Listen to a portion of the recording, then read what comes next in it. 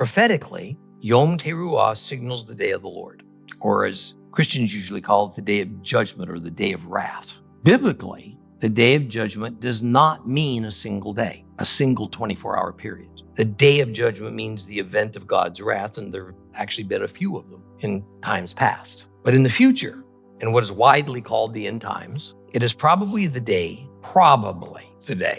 that Messiah returns and begins to execute God's judgment and punishment on a wicked and unrepentant world. I say probably because we need to be cautious in expressing any kind of certainty about how any prophetic day of the future is going to play out. All of the prophets refer to it as a day of darkness. Amos says in chapter 5, "Is not the day of the Lord darkness and not light? Is it not very dark with no brightness in it?" Zephaniah said in chapter 1, "The great day of the Lord is near, a day of wrath, a day of darkness, and a day of trumpets." In the New Testament, John in Revelation says, "The sun will become black, the moon red as blood, for the great day of God's wrath has come." Yom Teruah is the biblical feast that seems to typify the return of Messiah, that also seems to happen in conjunction with the beginning of judgment by God. And I have little doubt that whether it is next year or in some year after that,